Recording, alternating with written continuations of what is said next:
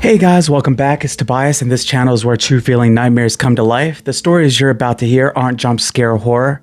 They're the kind that sink in, linger, and follow you in the dark when the lights go out. Before we begin, make sure you like, subscribe, and turn on notifications so you don't miss new stories every week. Now get comfortable, lower the lights, and let's get right into the nice stories. This first story is called I Thought That It Was Coyotes Until I Saw It. I only started night fishing because daytime fishing stopped feeling like fishing. It turned into dodging people, dodging noise, dodging the constant budge of others, colliding with yours, coolers slamming, kids shrieking, radios blaring, boats cutting the water into angry chop. I'm not trying to sound like some grumpy old man, but there's something about standing at the edge of the lake that's supposed to be simple, quiet, honest. Cast, wait, listen. Night fishing gave me that back, or at least it used to. The lake I picked that night was one I knew well enough to be comfortable. A reservoir a little outside town, the town with a gravel lot, a small wooden sign with rules no one reads, and a narrow trail that slips down to a handful of short spots the day crowd never bothers with. No street lights, no houses right up on it, just waters, trees, and long, dark. I'd been there dozens of times, enough times to know I had my spot, like everyone does. A shallow inlet on the north end where the bank is firm, the water drops off quickly. An old stump set halfway submerged, like broken teeth. In the daytime, you can see them clearly, gray and splintered. At night, they're just silhouettes, things your brain tries to turn into faces if you stare long enough. The forecast said clear skies, cold but not brutal, moon nearly full. That mattered to me because moonlight can make a lake feel less like a hole in the world. You can see the line where the shore ends and the water begins. You can see movements. You don't have to imagine as much. I didn't realize that sometimes moonlight is worse. I got there around 10:40 p.m. My truck was the only one in the lot. The gravel looked pale under the moon and the trees around the clearing stood like a wall. I sat behind the wheel for a moment, engine off, listening. There's always a pause before you step out. A moment where you decide whether you're entering the night or the night's entering you. Crickets, a distant owl, something small moving in leaves. Normal. I grab my gear, one rod, a small tackle bag, folding chair, lantern, thermos of coffee, headlamp. I kept it light. That's how you keep things from becoming complicated. The trail down was narrow and slick with damp leaves. My headlamp beam swung over trunks and roots and low brush. My boots made that soft, wet crunch that sounds loud only because everything else is quiet. Halfway down, my beam caught two pale reflections low to the ground, just off the trail. I stopped so fast my shoulder strap creaked. The reflections didn't move. They sat there like pins. My first thought was raccoon. My second was cat. My third, because your brain loves to do this in the dark, was eyes that aren't attached to anything. I stood there breathing slow, waiting. Then the reflections blinked and vanished.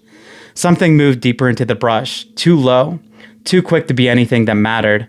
I exhaled through my nose and forced myself to keep going. When I reached the inlet, the lake was glassy. Moonlight laid a silver stripe across the surface like someone had spilled mercury. The water was so dark it didn't look like water. It looked like a sheet of black metal. I set my chair near a flat rock and placed a lantern on the rock that didn't turn it on yet. I like letting my eyes adjust. I like not being the only warm, bright dot in the world. I tied on a lure, something simple, and cast out. The line hissed through the guides. The lure arced into the moonlight strip and dropped into the black with a soft plop. I sat down, pulled my collar up, and sipped coffee. For almost an hour, it was perfect. The quiet wasn't empty. It was alive. Bugs ticking, waters making small sounds as it lapped and pulled back. A fish splashed once, far out. Every so often, my line would twitch, a gentle bump, probably a curious bass. I remember thinking, this is it. This is why I come here. But then the howling started. It came from across the lake at first, far ashore, somewhere in the tree line. One long note that rose, then broke into something harsher at the end, like whatever made it couldn't hold that sound the way it wanted to. If it had been one howl, I would have shrugged it off. Coyotes, a dog, the woods are full of voices. But it didn't stop. Another howl answered it. and then another. Then a chorus overlapping like the sound was being handed off, like they were calling in sequence. Except it didn't sound like coyotes. Coyotes have that yip yip laugh, wild and scattershot. Wolves are deeper, steadier. If you have ever heard them, you know the difference right away. This was neither. This was strained, wet at the edges, like the sound was being dragged through a throat that didn't fit it. The hairs on my arms rose under my jacket. I sat very still, coffee cup halfway to my mouth, listening. The howls continued for a full minute, maybe more, without changing distance, without moving away, without the normal rise and fall of animals calling and then shifting. It was like a siren, like a signal, and then it stopped. The silence afterward felt too clean, too sudden, like somebody flipped off a switch. I realized I'd have been holding my breath. I let it out slowly and said, out loud, because hearing my own voice helps. Coyotes. The words sounded thin. I turned on my lantern, low, setting. Warm light spilled over the rock, my chair, my tackle bag. It made a little circle of normal in the dark. I tried to laugh at myself. I tried to focus on the line. I even reeled in a little, changed my retrieve, did the motions that kept your brain busy. 10 minutes later, the howling started again. Closer. Not dramatically, just enough that I could tell it wasn't just an echo rolling across the water. The sound came from the left side now, deeper in the trees on my side of the lake. One voice, not a chorus. A long howl that rose and rose until it turned into something like a scream, and then it dropped into a low guttural note at the end that made my stomach tighten. I stood up, headlamp snapping on. My beam cut across the trunks and brushed behind me. Nothing. No eyes, no movement. Just a suggestion of depth in the woods, the kind of dark that is an absence of light, so much as presence of something you can't see. I called out, "Hey!" The howl cut off immediately, and for a second I felt ridiculous, like I'd held at a dog in the distance. Then I heard a sound behind me that wasn't a howl, a low, wet exhale, like something breathing through its nose. Close enough that the hairs at the base of my neck lifted. I turned so fast my headlight beam jerked wildly. It swept across the trees, the ground, the trail. Nothing. But now I could hear footsteps. Not rushing, not stumbling. Slow, deliberate steps on wet leaves. Crunch. Pause. Crunch. Something was walking along the shore behind me, moving parallel to the water. I stood there frozen, my fishing rod in my hand like it was like it was anything, like carbon fiber and the line could somehow stop something that wants you. I swallowed and forced my voice to be firm. "Who's there?" The footsteps stopped. Then, from the trees to my right, closer than before, the howl erupted again. It slammed into the air like a physical thing, loud enough that it vibrated my teeth. It held the note too long, longer than lungs should allow. My rational brain scrambled for explanations. A person with a speaker, a hunter messing around, a weird echo pattern. But my body didn't care about explanations. My body only cared about the fact that something wanted me to know it was there. My hands started shaking. I didn't want them to. They did anyways. I started reeling in quickly. The lure came out of the water with a wet slap. I didn't bother to reset it. I didn't bother to be careful. I folded my chair fast. Too fast, making a loud snap. The sound felt like a beacon. The howling stopped. Again, that switch flipped silence. I stood there holding my folded chair and tackle bag, listening hard enough to make my ears ring. Then another sound. A splash. Not a fish splash. Not a gentle surface pop. A heavy, sudden splash in the shallows, close to where I'd been standing. I turned my headlamp toward the water. The beam skimmed across the surface. Moonlight glittered. Ripples spread wide, slow, like something big had moved under the surface and displaced real mass. Then I saw it. Just a shape, darker than the dark water, rising slightly like a head or back breaking the surface. It didn't crest fully. It didn't show a fin or a tail. It just existed at the edge of visibility and then slid back under as smoothly as oil. My mouth went dry. Behind me, from the trees, came the sound of something scraping rock. Slow, deliberate, like nails. My skin crawled. I backed up towards the trail without turning fully away from the shoreline, because turning your back is what prey does, and in that moment I didn't want to be prey. I took one step and then another. The scraping stopped. The woods went quiet. I reached the base of the trail and started up, boots slipping a little in the damp leaves. My headlight beam bounced ahead, catching roots and rocks. I told myself, get to the lot, get to the truck, get lights, get out. Halfway up, I heard the howl again, this time behind me and to my left, as if something had moved while I was climbing. And with it, the footsteps returned. Crunch, crunch, crunch. Coming up the trail. Not fast, keeping pace. My heart tried to climb out of my chest. I forced myself not to run, because running on that trail would mean falling, and falling would mean being on the ground, and the ground felt like losing. But my pace increased anyways. My breathing got loud. When I broke into the gravel lot, a relief hit me like a wave. My truck sat there under moonlight, solid and real. I fumbled my keys, fingers clumsy. The chair banged against my leg. I almost dropped the tackle bag. Behind me from the woods at the edge of the lot came the howl again. Louder now. Closer. I got the door open and threw everything into the bed without caring how it landed. I climbed in, slammed the door, and locked it. I sat there panting, hands on the wheel, staring through the windshield. The woods at the edge of the lot were a wall of black trunks. I turned the key. The engine turned over. Headlights flared to life, washing the gravel and trees in harsh white. And that's when I saw it. At the edge of the tree line, just where the headlights reached and stopped, something stood between two trunks.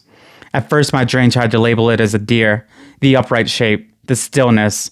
Then my stomach dropped as my mind corrected itself. It was standing on two legs. It was tall, taller than any person I know, but it wasn't broad. It was thin, like something stretched. Its arms hung too low, hands near its knees. Its shoulders were hunched forward like it was carrying something heavy on its back, like its spine didn't sit right. Its skin, or whatever covered it, reflected the headlights in patches. Not like fur, not like normal animal hide. It looked slick, wet, almost hairless, like the surface of a seal, but wrong, on something that was standing upright on land. The thing tilted its head slightly, like it was listening, like it was curious. My throat tightened so hard it hurt. The headlights hit its face and it didn't flinch. It stepped forward out of the trees into the open gravel lot. One slow step. The gravel shifted under its weight with a crunch I heard even through the truck.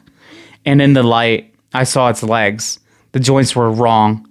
Not odd angle, not deformed deer. Wrong, like the knee was too high. Like the leg bent where it shouldn't. The feet were long and splayed, not hoofs, not paws, more like hands, but not. Then it opened its mouth. The howl poured out again, and this time it wasn't distance. It filled the cab, vibrating through the glass like the sound didn't care about barriers. It was just loud. It wasn't just loud. It felt targeted, aimed right at my bones. I slammed the truck into reverse. Gravel sprayed, tires sprung, the engine roared. The thing took another step, and I saw its arms swing slightly, and its fingers, too long, too many joints, brushed the ground like it used them to balance. I reversed hard, almost clipping the edge of a post, and then swung the wheel and shot towards the exit. As my headlights swept the lot, they caught movement deeper in the trees, other shapes shifting in the darkness, not clear enough to count, but enough to know the one in the light wasn't alone. The realization landed like ice water down my spine. I hit the access road and floored it. Tires crunching over gravel. The truck bounced over the potholes. Branches whipped past. I told myself if I could ever reach the pavement, if I could just reach the main road, this would end. That there was a boundary between the woods and the world. Then I glanced in the rearview mirror, and my stomach dropped again. A shape was running behind my truck on the gravel road. Not a car, not an animal on four legs. It was sprinting on two legs, body pitched forward, arms swinging low, head steady, keeping pace. I pressed the gas harder. The speedometer climbed. The truck shook. Gravel spit behind me like shrapnel. The shape didn't fall back. In the mirror, it moved smoothly, impossibly, as if speed didn't cost it anything. Every few seconds, it would dip out of view. when the road curved and then reappeared closer like it was cutting corners through the trees, and then it lifted its head and howled again. The sound came through the cab like it was inside me. It made my vision narrow. It made my hand want to let go of the wheel. I clenched harder and kept driving. The access road finally met pavement. The truck thumped onto it. The ride smoothed out. I looked in the mirror again. The shape showed at the edge of the pavement and stopped abruptly, like there was an invisible line it didn't want to cross. It stood there on the gravel, framed by darkness and my taillights. In the red glow, I saw the face more clearly than I wanted. The eyes reflected like wet glass, too bright, too aware. The mouth was too wide, stretching beyond where a mouth should end. Inside, it wasn't rows of teeth like a wolf. It looked like too many teeth, too crowded, like they didn't belong together. And it did something that made my blood run cold. It didn't snarl. It smiled, or tried to. The corners of its mouth pulled up in a way that looked like someone imitating what they'd seen humans do, like it had learned expressions the way it learned howls, by copying. Then behind it, the tree line lit up with a sound. More howls, multiple voices, a chorus answering from the woods. Not coyotes, not wolves, something else calling back. I drove until I reached the first lit gas station on the highway. Bright fluorescent canopy, people at pumps, security cameras. I parked under the lights and sat there staring at my hands on the steering wheel. The world looked normal. Cars came and went. Someone laughed. A radio played faintly from another vehicle. It felt impossible that 10 minutes ago, I'd been on a gravel road with something chasing my truck. I wanted to tell somebody. Anybody. The clerk, the guy at the pump, but my mouth wouldn't form words that would make sense. So I didn't. I went home. I checked my mirrors the whole day. When I got there, I locked every door, double-checked windows, left the porch light on, left the kitchen lights on. I slept with a lamp lit like a child. For a few days, I convinced myself I'd overreacted, that fear had turned something into a monster, that maybe it was a sick deer standing weird in the trees, and my brain filled in the rest. I had almost believed it. Then the third night, I woke up to howling. Not in my dreams, outside my house. It was faint, far away, but the tone was the same. Long rise, broken edge, low gutter at the end. My stomach went cold so fast I felt nauseated. I lay still and listened. The howling shifted closer than farther, like it was circling the neighborhood, like it was searching without urgency. I wanted to get up and look out the window. I didn't, because the last time I looked, it looked back. A dog barked down the street, sharp, frantic, then cut off abruptly like somebody grabbed it. Then silence. The silence after that was huge. I stayed in bed, eyes open until sunrise. In the morning, I searched local posts. People were asking if anyone heard weird coyotes. Someone posted a grainy ring camera clip. You could hear the howl, distant but unmistakable. The comments were jokes, people laughing it off. No one said they saw anything. I didn't comment. I didn't share my story. I just stared at the video until my hands trembled. I never went back to that lake, but the lake didn't stay at the lake. That's what keeps me up now. Not just something exists in the woods, but that it learned me. That it watched me run, watched where my lights went, watched where my truck went. Because after that, little things started happening I couldn't blame on imagination. My trash can lid would be off in the morning, not knocked over like a raccoon did it, placed behind the can neatly, or beside the can neatly, like somebody set it down. Once I found wet footprints on my back patio. Not shoe prints, not paw prints. Long splayed marks as if someone or something had pressed a hand to the concrete and then dragged slightly before lifting. Another morning, my porch camera had a gap. It recorded all night except for 17 minutes between 2:18 and 2:35 a.m. Black screen, no error, just missing time. And on the next clip, after the gap, you could hear something faint in the background. A soft, distant howl. Not loud enough to trigger motion, just enough that if you weren't looking for it, you'd miss it. I didn't think about fishing the same anymore. I used to think of it as harmless, a hobby, a quiet thing. Now I think about what it means to stand at the edge of water at night with your attention focused outward. Rod in hand, mind quiet, body still. I think about how that posture makes you easy to watch, easy to approach, easy to study. And I think about that moment on the road when it stopped at the pavement like it was choosing to let me go, like it knew the difference between gravel and street lights and cameras, like it understood boundaries better than I did. Sometimes late at night, when my house is quiet and I'm almost asleep, I hear a sound outside that makes my entire body stiffen. Not a howl, a low, wet exhale, just once, like something breathing through its nose on the other side of my window. And I lie there in the dark, holding my breath, listening for the next sound, because I learned the hard way. Somehow, the worst part isn't seeing it. The worst part is knowing it can be out there in the moonlight, tall and slick and smiling wrong, without making any sound at all. And that the howling was never meant to scare me away. It was meant to let me know I'd been noticed. To let me know that when I'm alone at the edge of something black and quiet, there's always something else listening. And if you ever go night fishing and you hear a howl that doesn't fade, doesn't shift like normal animals, and doesn't end when it should, don't tell yourself it's just coyotes. Don't wait for the next call. Pack up while you still feel like a person and not prey. Because once you see what makes that sound in the moonlight, once you see the eyes reflect like wet glass and the mouth stretch into the smile it shouldn't know, you will never stand comfortably near dark water again, and you will never hear a distant howl the same way. Not ever.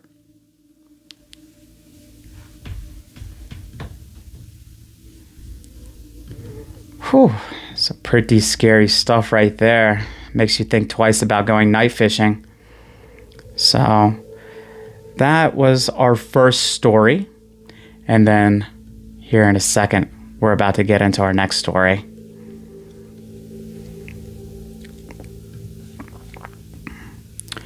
This one's called I Saw What Lives Under My Hometown. Never again.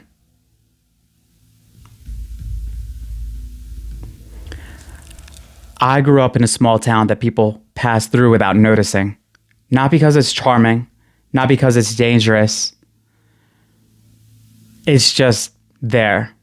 A handful of fast food places, a river that runs brown in the spring, a high school with a football field that looks like every other football field, and neighborhoods that blend together until you can't tell where one ends and the next begins.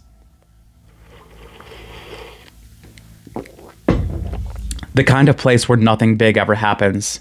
So when you're a teenager, your brain invents big out of nowhere or out of whatever it can find. That's how the sewers became a story. Everyone knew about them, but no one had actually been in them. Not the way people claimed. It was one of those local myths that changed with whoever tells it. Some people said that they connected across the whole town like veins.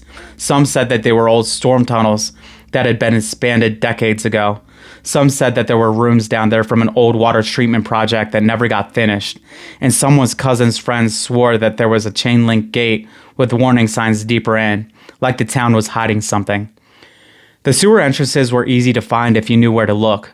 The big round concrete mouths under the bridges, the graded drains in the park that made a hollow sound when you stepped on them. After heavy rain, you could hear the water rush beneath the streets like the town had a second heartbeat. And every year, someone would joke about going in. We did. Not because we were fearless, because we were bored. Because we were the age where you're convinced nothing can really hurt you. Will. My two friends were the kind of people where you'd want to be with you if you were going to do something dumb. Mason was tall and restless, always half laughing like the rest of the world was a dare. He wore the same black hoodie in every season and had an old pocket knife he flipped open and shut when he was thinking. He was the one who pushed plans forward, not out of cruelty, but because he hated the feeling of life being small. Jules, short for Julia, but she cut you off if you tried to call her that, was the opposite. Careful, sharp, sarcastic, the kind of person who always had a backup plan. She didn't believe in ghosts. She didn't believe in luck. She didn't believe in probably fine, but she did believe in curiosity. And once something hooked her brain, she couldn't let it go. I was the in-between. The one who said maybe we shouldn't, while still showing up with the extra batteries. We planned it like it was an event. A Friday night in late summer when the air still felt warm, but the evenings were starting to taste like fall. We told our parents we were hanging out at Mason's place, which wasn't even technically a lie, but we did hang out there first, eating chips and pretending we weren't nervous. Then around 11:30, we loaded up our backpacks, 2 flashlights each, headlamps, spare batteries, a cheap walkie-talkie set that probably wouldn't work underground, bottled water, a roll of bright orange tape because Jules insisted we mark our turns. Mason brought his knife. I brought a small first aid kit because I'd seen enough videos to know you could get cut on a rusty metal and ruin your whole life. We didn't bring weapons. We didn't bring rope. We didn't bring anything that would have made our parents ask questions. We drove to the park on the edge of town, the one with the cracked baseball court and the swings that squealed like they were complaining. There was a drainage ditch that ran behind it full of weeds and broken bottles. At the end of the ditch, under a low hill, was the entrance, a round concrete tunnel big enough to stand in, half hidden by tall grass. From distance, it looked like nothing. Up close, it looked like a mouth. The concrete was stained dark around the rim. The inside was black. The air coming out of it smelled like wet stone and something sour, like old pennies left in water. Mason clicked his flashlight on and grinned too widely. This is it. Julia took a slow breath and adjusted her headlamp. We go in, we go 45 minutes max, then we turn around. No hero stuff. Yes, Mom, Mason said. But he wasn't dismissive. He was listening in his own way. I stared into the tunnel and felt my stomach tighten. The darkness inside didn't look normal, like normal darkness. It looked thick, like it had weight. Okay, I said, forcing my voice casual. Tape system. We mark every turn. Left means 1 strip. Right means 2, or something. Or, Jules said, we do it like normal people. Arrow pointing back to the exit. Mason laughed. Normal people aren't in the sewer at midnight. We stepped in. The moment we crossed the rim, the world narrowed. The air got colder instantly. The smell intensified. Our footsteps echoed off the curved concrete, each step repeating itself, like the tunnel was answering. There was a thin stream of water running down the center, shallow enough to step over, but wide enough that you didn't want to kneel near it. The walls were damp. In places, moss clung to cracks like green fur. Above us, the ceiling was arched and pitted. Our lights made the tunnel feel smaller. The beams cut through the darkness and died quickly, swallowed by distance. No matter how powerful your flashlight is, underground always reminds you that light is temporary.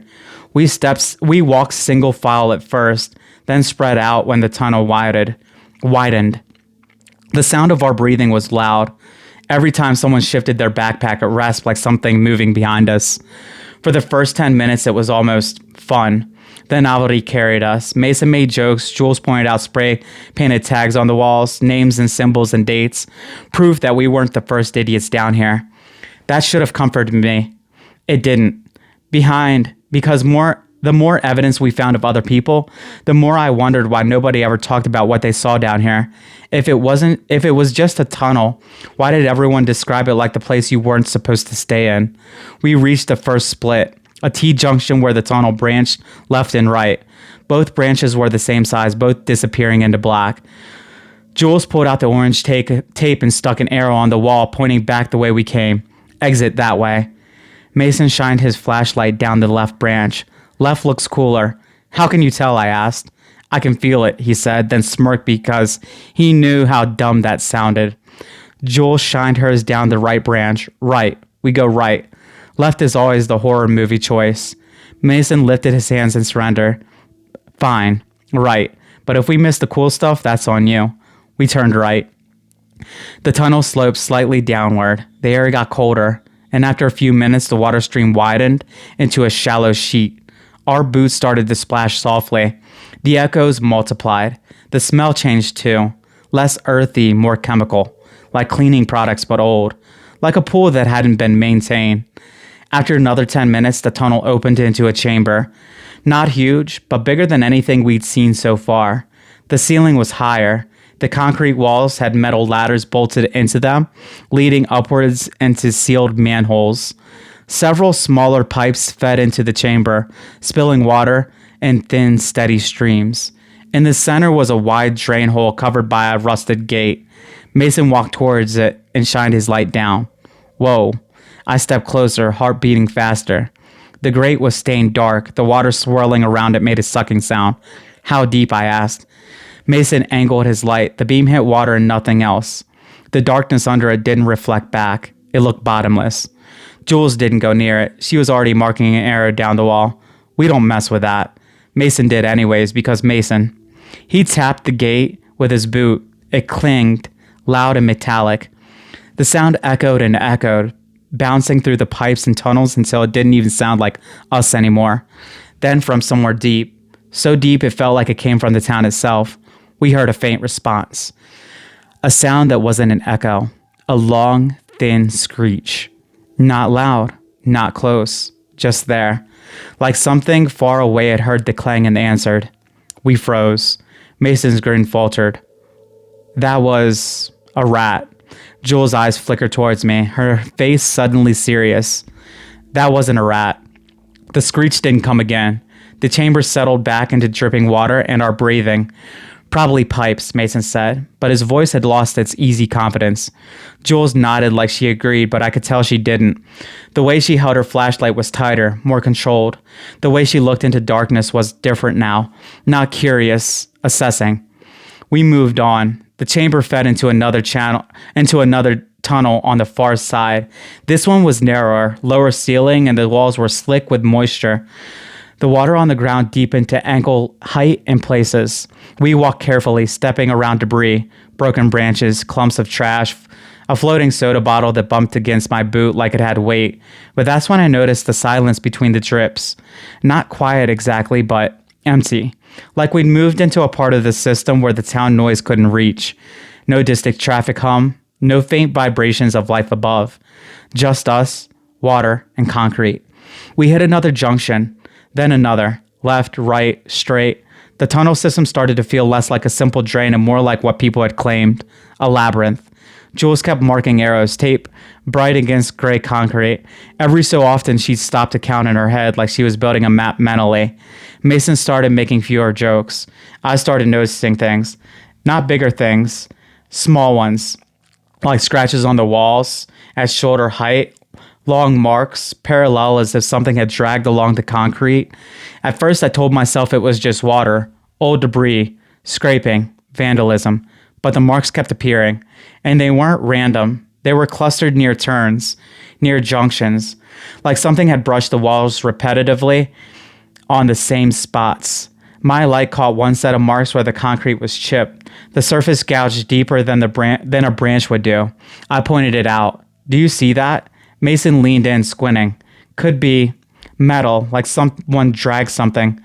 Jules ran her fingers near it but didn't touch, or something with claws. Stop, Mason said quickly. But it wasn't a joke. It was a request. We walked faster. Then we reached a place where the tunnel ceilings dipped low enough that we had to crouch. The water here was deeper, nearly mid-calf, cold enough to make my legs ache. The air was stale, thick. My headlight beam caught movement ahead. Not a rat scurrying, not water rippling. A shadow shifting across the tunnel wall, far ahead, just at the edge of our light range. I stopped so abruptly, Jules bumped into me. What? She whispered. Did you?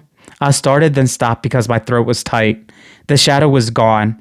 Mason shined his flashlight hard down the tunnel. Hello, he called.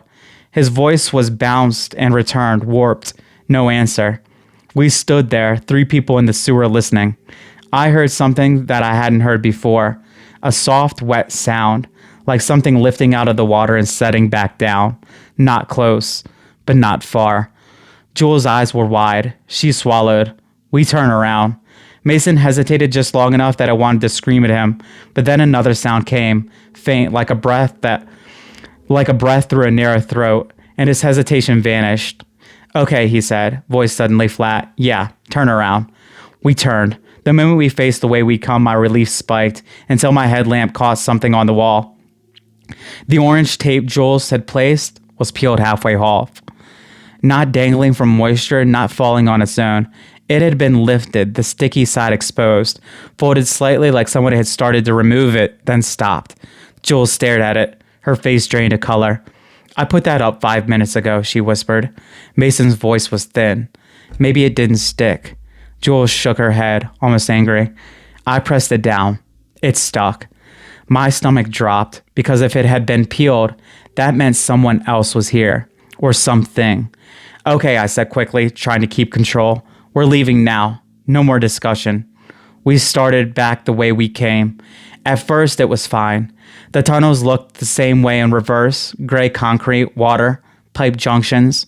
The arrows on the wall should have guided us, except they didn't. We reached the first junction we recognized and found an arrow pointing left. Jules frowned. That's wrong. Mason shined his light on it. What do you mean wrong? You put it there. No, Jules said slowly. I put it there, pointing right. We all stared at the tape. It was the same orange tape, same tear edge, same placement height, but it pointed the opposite direction. Mason laughed once, sharp and forced. Okay, maybe you got it mixed up. Jules' jaw tightened. I didn't.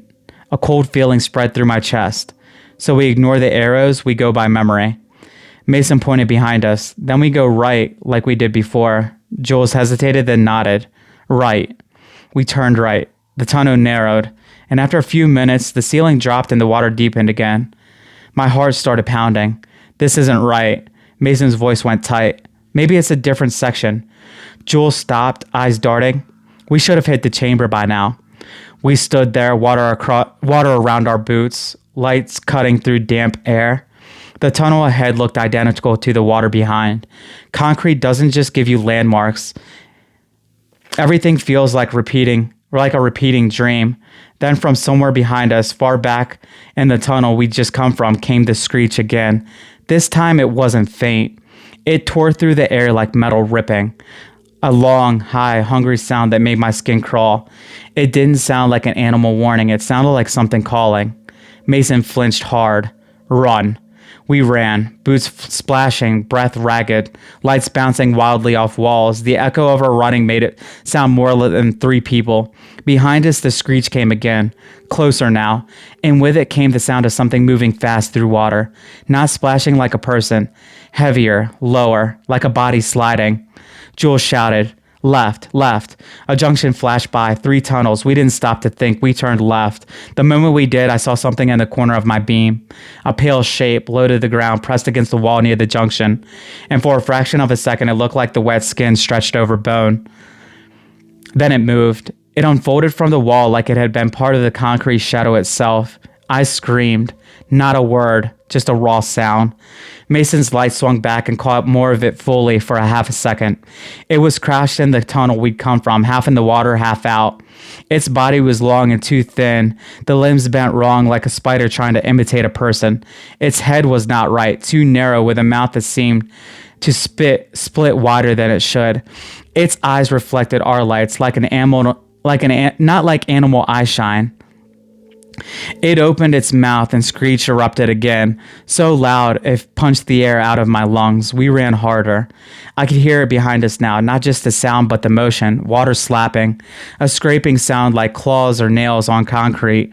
The tunnel we turned into narrowed and then opened into a different chamber, smaller with multiple pipes feeding in.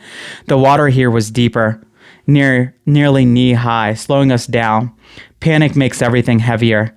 Jules was in front, headlight bobbing. Mason was behind me, breathing hard.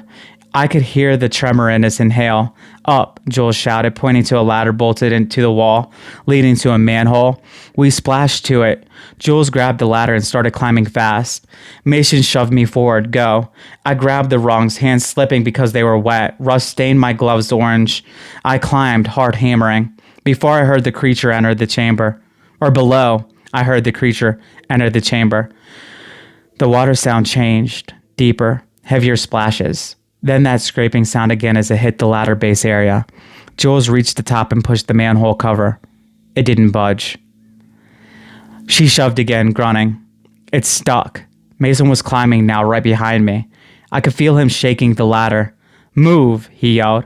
Jules braced her feet and shoved with both hands. The cover shifted slightly, then stopped.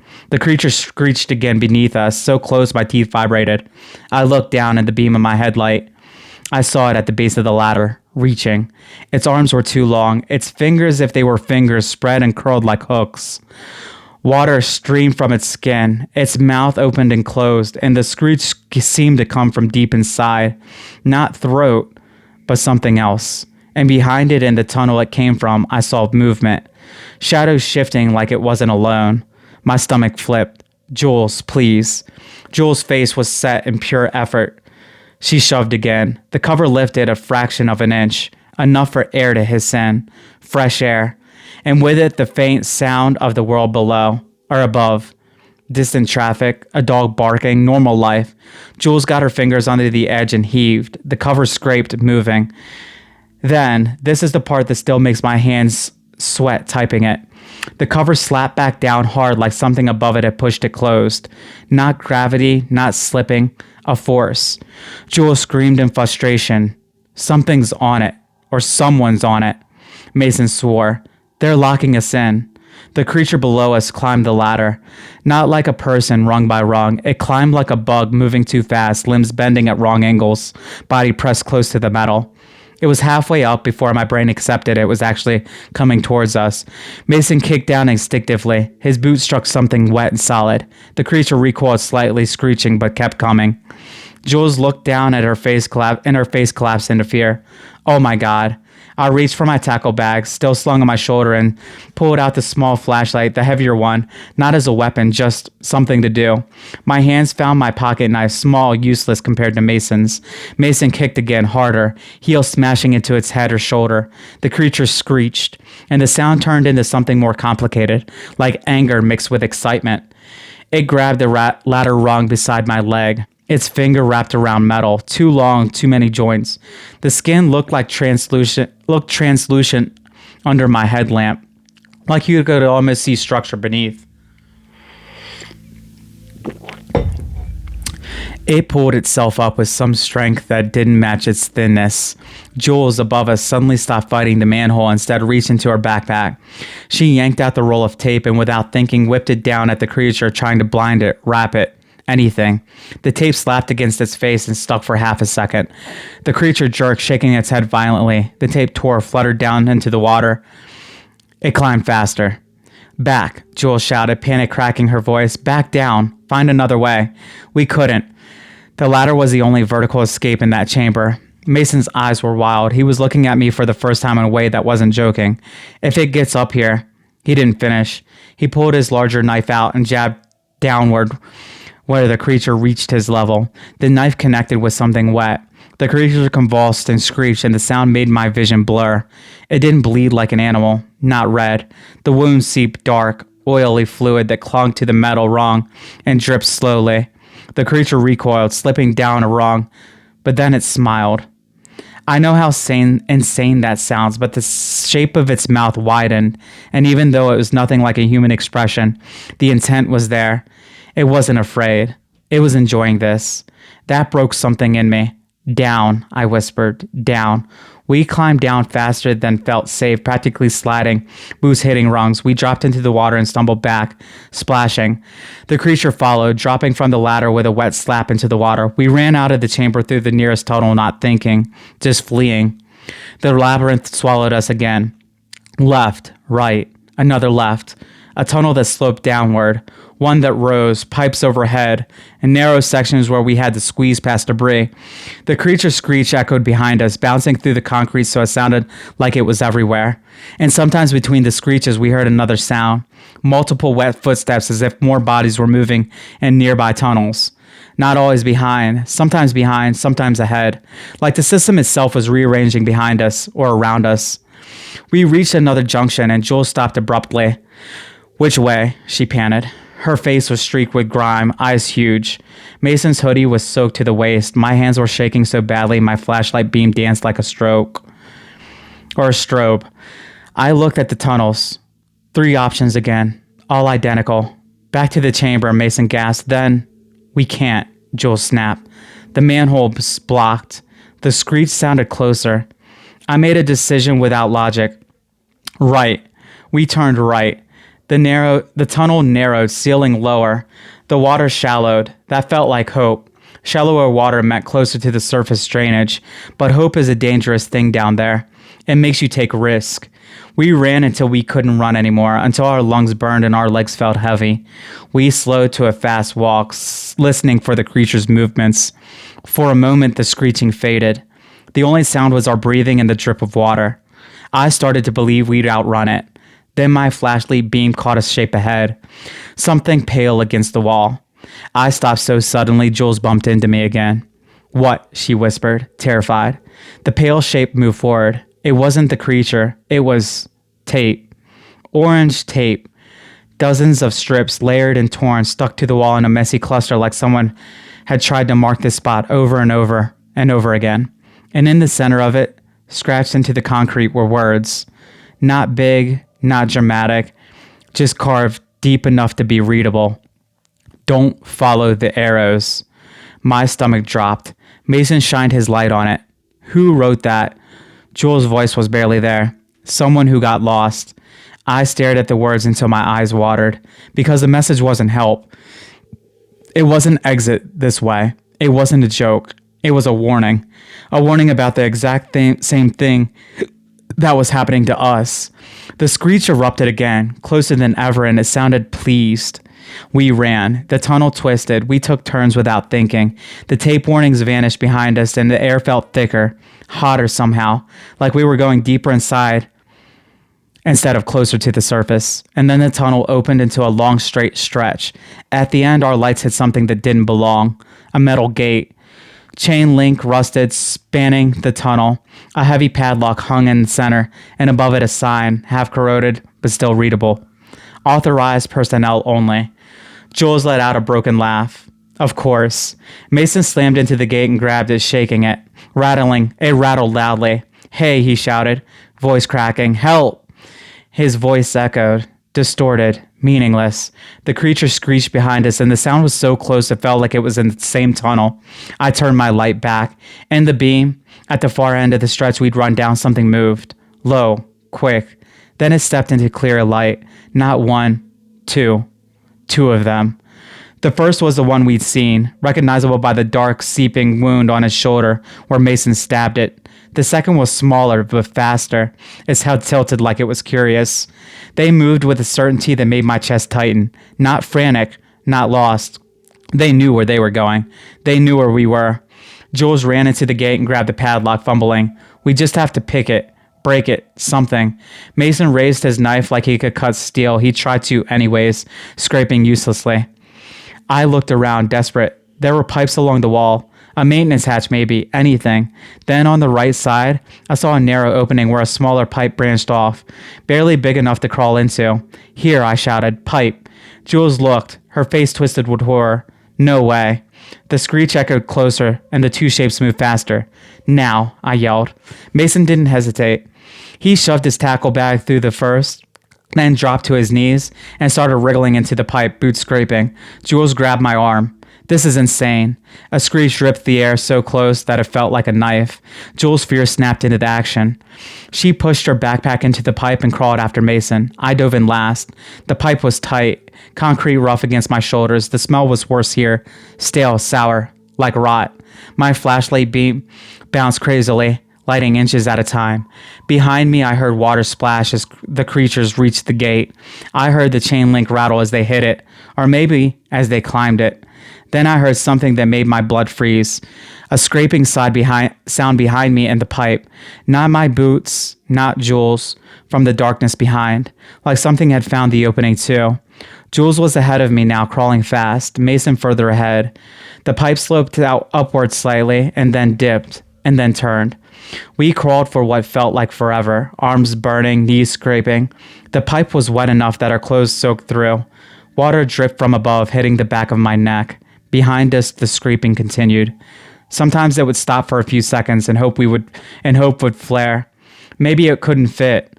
Then it would start again, closer, more determined. And then the screech came through the pipe, muffled but still piercing, like the sound could travel through any space. I crawled faster, panic making my movements jerky.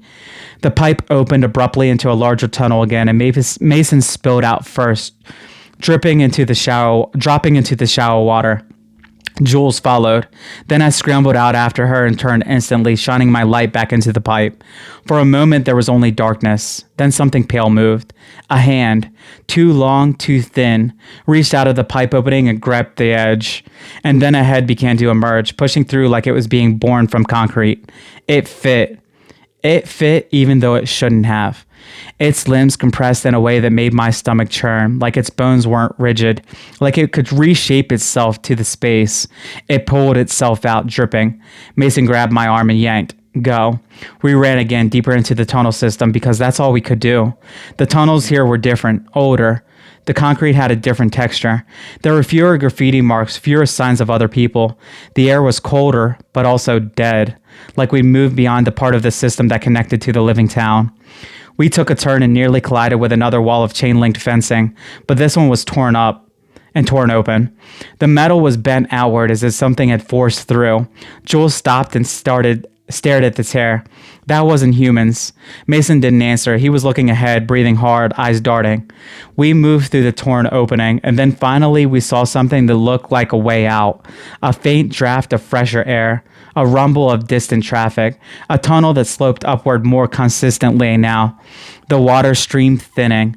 Hopes flared so hard it almost hurt. We ran, following the slope.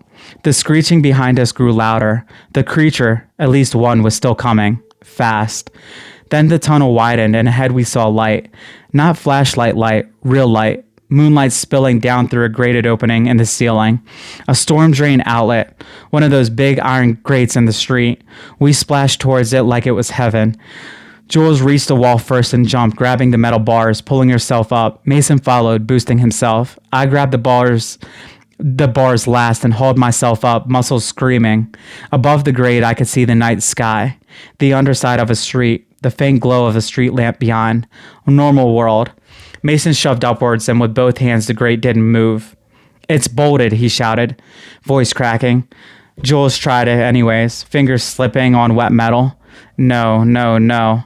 Below us, water splashed. I looked down. The creature stood in the tunnel beneath the grate, staring up at us. In the moonlight filtering down, it looked worse than it had in the flashlight beam. The pale, slick skin wasn't smooth. It was patterned, with faint lines like scars. Its eyes reflected in the moonlight dully. Its mouth opened slowly, wider and wider, like it couldn't unhinge. Then it screeched. The sound in that confined space was unbearable. It vibrated the bars, vibrated my skull, vibrated my teeth. Mason kicked downwards, trying to hit it. His boot connected and the creature jerked back, but it didn't retreat. It raised its arms and reached up towards the bars. Its fingers curled around the metal and it pulled, not pulling itself up, pulling the grate. The entire grate shuddered. Jules screamed, "It's going to rip it off." Mason looked up, eyes wild. "We need another exit now." We dropped back down into the tunnel and ran, away from the moonlight drain, away from the creature, because this route was dead. The creature followed, screeching, chasing us through the tunnels like it owned them. At some point, my lungs started burning so badly I tasted blood. My legs felt numb. Jules was crying silently while she ran, her breath hitching. Mason's face was set in grim determination, no jokes left. We turned corner after corner, and then suddenly the tunnel opened into the first chamber again, the one with the big drain gate. I recognized it immediately. The ladders, the swirling water, the rusted center. Relief and horror hit me at once. "We're back," I gasped. Jules looked around, disbelieving. "How?" Mason's eyes locked on something above. One of the ladder manholes. "This one," he said, voice sharp. "Try again." Together. We ran to the ladder and climbed like our lives depended on it. Because they did. Jules reached the top first and shoved. Mason shoved too, bracing behind her. I shoved beneath them. The manhole cover shifted. This time it moved. It scraped open just enough for a wedge of night air to pour in. "Push," Jules screamed. We shoved as hard as we could. The cover slid, grinding, and then popped free enough to tilt. Above, moonlight flooded down, bright and clean. Mason shoved it wider, and the cover finally gave, clanging against the concrete above. "Go," Jules shouted. She climbed out first. Mason followed, and I went last. As I climbed, I heard the screech again behind us. Closer. The creature was entering the chamber. I didn't look down. I grabbed the top rung and hauled myself up through the opening. The world above hit me like a shock. Cold night air, the smell of grass, the distant hum of cars. A streetlight hummed faintly nearby. We were in a drainage ditch beside a road, half hidden by weeds and tall grass. The manhole was set into a concrete pad surrounded by litter. Jules slammed the cover back down with both hands. Mason helped, and it clanged into place. For a second, we just stood there panting, hands shaking, staring at the manhole like it was going to explode. Then from beneath came a sound. Not the screech, a slow scraping movement against metal, like claws testing the cover. Jules backed away, trembling. Run. We ran. We ran up the ditch, out into the grass, onto the sidewalk, not caring if we were seen. We didn't stop until we reached Mason's truck and slammed ourselves inside, locking the doors like locks meant anything. Mason started the engine with shaking hands and peeled out, tires squealing, not caring. We didn't talk much on the drive. Talking would have made it real in a different way. Talking would have meant saying out loud that something lived under our town. Jules stared out the window, face pale, lips moving silently like she was counting. Mason gripped the wheel so hard that his knuckles were white. I sat in the back seat, head against the window, listening for my own heartbeat and trying not to throw up. When we got back into Mason's driveway, we just sat there for a long time with the engine off, breathing. Finally, Jules spoke, voice barely above a whisper. It moved the tape. Mason swallowed. Yeah. It flipped the arrows, she said, eyes unfocused. It wanted us to go deeper.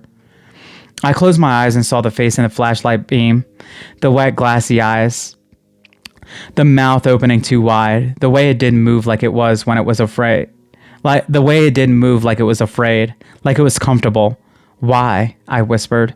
No one answered. Because what answer could we give? The next morning I went back alone. I don't know why. Because part of me needed proof that it wasn't just panic. Because maybe the human mind hates loose ends. And I wanted to see the manhole again in daylight and convince myself it was normal. The drainage ditch looked ordinary in the sun. The concrete pad with the manhole cover sat there the way it always had. Weeds, trash, a soda can, ants marching. I stood over it, hands in my pockets listening. At first I heard nothing. Then faintly, so faintly, it could have been my imagination, I heard a scrape. One slow drag against metal, and then another, softer still. A sound like breathing through a narrow throat. I backed away and didn't go closer again. I haven't told anyone in my town the full story because if I said it out loud, if I told someone, there's something down there that can climb ladders, reshape its body to pipes, and peel tape off walls, they would look at me in the way that people look at someone who's either lying or losing it. And maybe that's fine. Maybe the truth is the scariest part isn't the chase. The scariest part is what it means. It means those tunnels aren't empty. It means the dark under your feet isn't just water and concrete and rats. It means that in a space where everyone thinks they understand, there are routes and spaces no one maps anymore, and things that have had time, real time, to adapt to those spaces, to learn them, to own them.